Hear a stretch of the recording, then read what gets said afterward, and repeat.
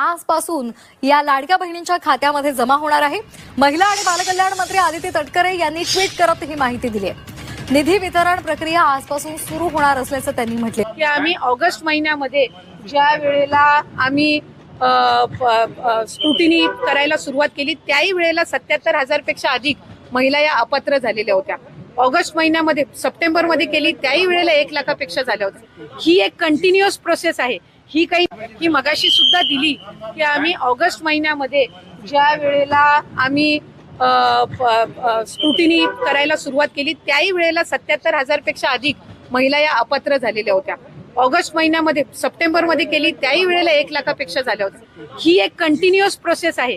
ही काही निवडणुकीनंतर चालू केलेली नाही। इन्कम टॅक्स आणि आरटीओच्या माध्यमातून तशी स्क्रुटिनी करताय कडक आणि त्यानुसार 2 दिवसापूर्वीपासूनच याची प्रोसिजर चालू झाली आणि लाडक्या बहिणींच्या खात्यामध्ये रक्कम जमा व्हायला ही कालपासून सुरुवात झालेली आहे। त्याच्यामुळे ही योजना अशाच पद्धतीनं राज्याचे मुख्यमंत्री देवेंद्र फडणवीस साहेब, उपमुख्यमंत्री एकनाथजी शिंदे साहेब आणि उपमुख्यमंत्री अजितदादा यांच्या नेतृत्वाखाली आम्ही चालू ठेवणार आहोत। जो काही डेपणे 10,000 पिंक रिक्षा हे आपल्या महानगरपालिका ज्या आहेत राज्यातल्या त्याच्यामध्ये उपलब्ध करून देण्याच्या दृष्टिकोनातून पहिल्या टप्प्यात ही योजना आणलेली आहे आणि आज कोल्हापूर शहरामध्ये याचं वितरण होत आहे। याचा विशेष आनंद आहे। जवळपास 700पेक्षा अधिक अर्ज आम्हाला आलेले आहेत। आज प्रातिनिधिक स्वरूपामध्ये ज्यांची संपूर्ण प्रोसिजर रजिस्ट्रेशन, ट्रेनिंग, लायसन्स हे सगळं कंप्लीट झालेलं आहे त्यांना आम्ही आज ही रिक्षा उपलब्ध करून दिलेली आहे, ई रिक्षा। आणि उद्दिष्ट जे आम्ही कोल्हापूरसाठी साधारणपणे महानगरपालिका क्षेत्रासाठी ठेवलेलं आहे की यंदाच्या वर्षीचं 400 रिक्षांचा। खरं तर लाडक्या बहिणींचा देखील या ठिकाणी उल्लेख केलेला आहे।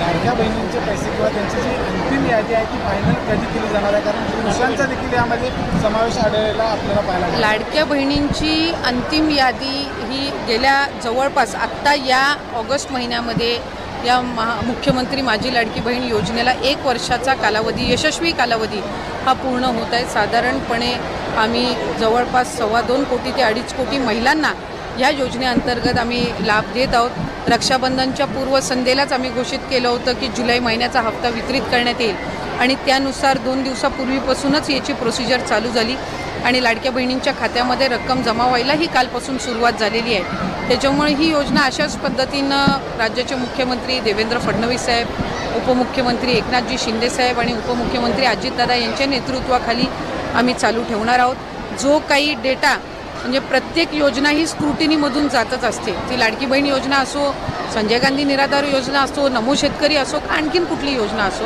ही प्रत्येक योजना ही साधारणपणे दरवर्षी ही त्यांची एक साधारणपणे प्रक्रियाच आहे की त्या स्क्रुटिनीमधनं ती जात असते।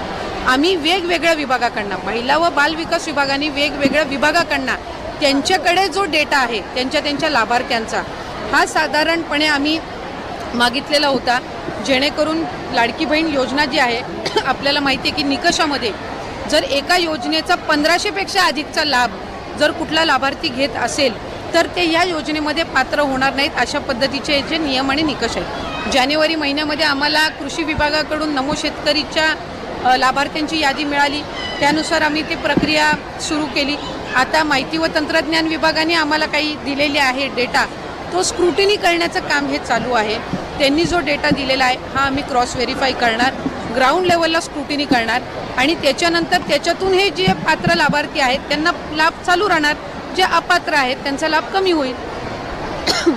जी या योजनेच्या रकमेमध्ये काही वाढ होणार आहे का?